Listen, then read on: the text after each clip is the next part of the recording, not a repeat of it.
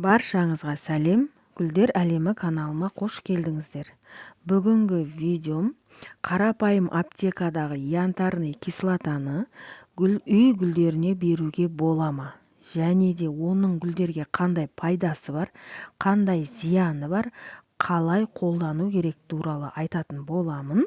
Каналыма тіркелмеген болсаңыздар, тіркеліп, лайк басып, комментарий жазып, қоңыраушаны қосып қойыңыздар.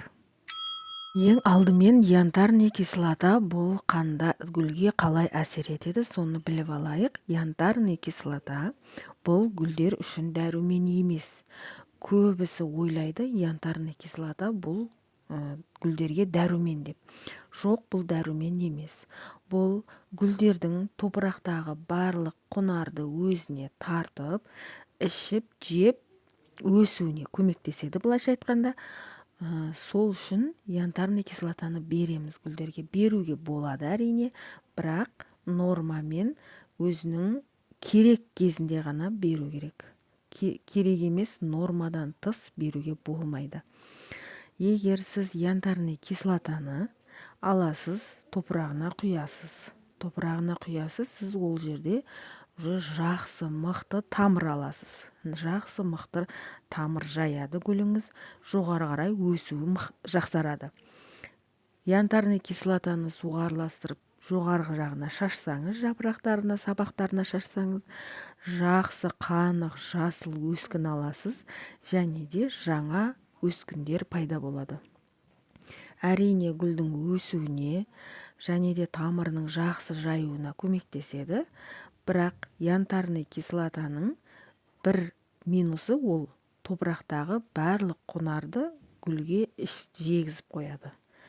Бүкіл топырақтағы удобрениенің бәрін гүлге уақытынан бұрын ерте жегізіп қояды. Ол содан өседі. Одан кейін ол гүл өскеннен кейін жақсы өседі.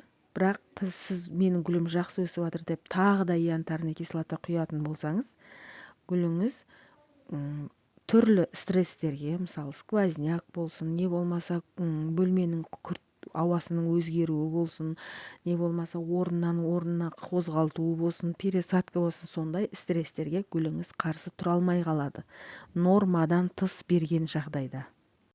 Және де янтарный кислотаны бір жақсы жері барлық гүлге қолдануға болады.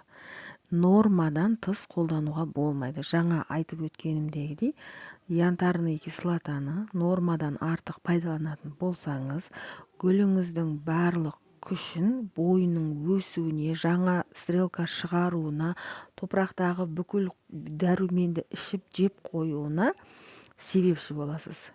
Нормадан тыс пайдалансаңыз, ол өседі, жайқалып, бәрі нормальный болып келеді.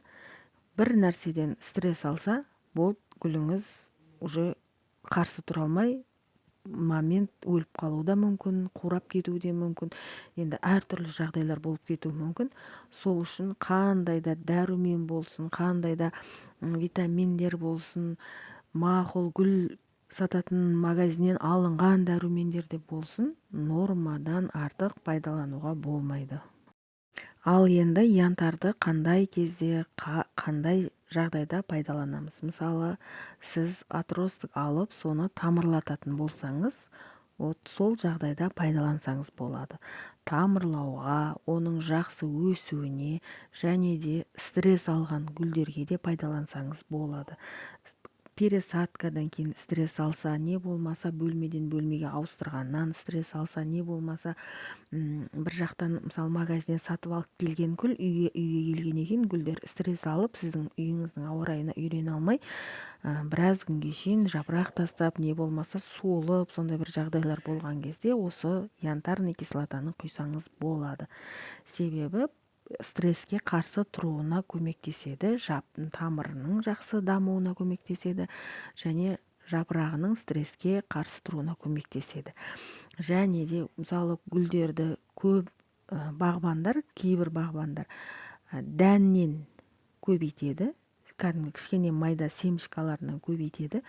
Сол семечканы осы янтарный кислота араласқан суға салып, жақсылап сулап суға салып алып бір 10-15 минуттан кейін сүзіп алып, сол дәндерді топыраққа егіп парник жасап, содан да көбейтеді гүлдерді.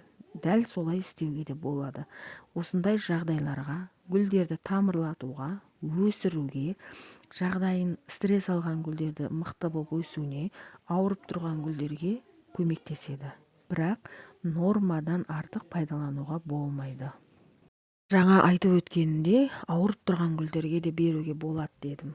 Бірақ гүлдеріңізді шыбын, шіркей, не болмаса басқа да жәндіктер жеп жатқан болса, онда беруге болмайды. Егер сіз ондай жағдайда янтарный кислота беріп, гүлімнің жағдайын жақсартамын дейтін болсаңыз, сіз онда жаңағы шыбын, шіркей, жәндіктерге, зиянкестерге де қайта көбеюіне, олардың да жағдайының жақсаруына көмектесесіз. Себебі олар сіздің гүліңіз өсіп, жапырағы қайтадан суға толып сочный болған сайын, олар гүлді көбірек жей бастайды.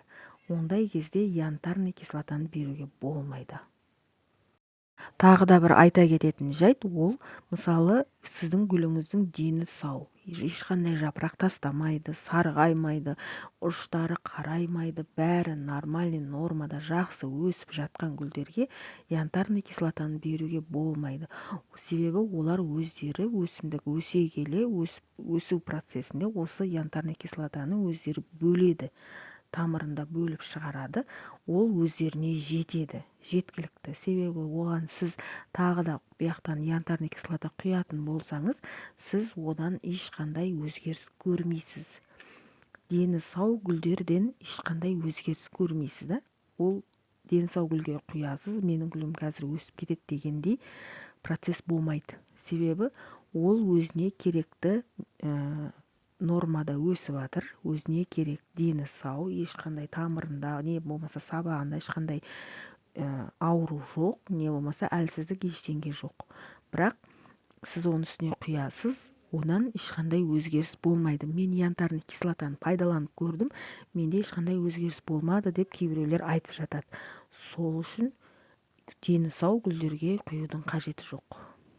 Ал енді пайдалану жолын айта кетейін. 1 литр суға 1 таблетканы езіп жақсылап араластырасыз. Жақсылап араластырғаннан кейін гүлдердің топырағына құйып шықсаңыз болады. Және осы суды жапырақтарына да, сабақтарына да шашып шықсаңыз болады. Су шашатын ыдыспен. Ал екінші жолы гүлдерді тамырлатуға, не болмаса атроскалар тамырлатуға, ол үшін 1 литр суға жарты таблетканы араластырып езесіз. 1 суткаға сол суға салып қоясыз, 1 суткадан кейін алып, кәдімгі қарапайым таза суға тамырлатасыз. Бүгінгі видеом сіздер үшін пайдалы болса, каналыма тіркеліп, лайк басып, комментария жазып, қоңыраушаны қосып қойыңыздар.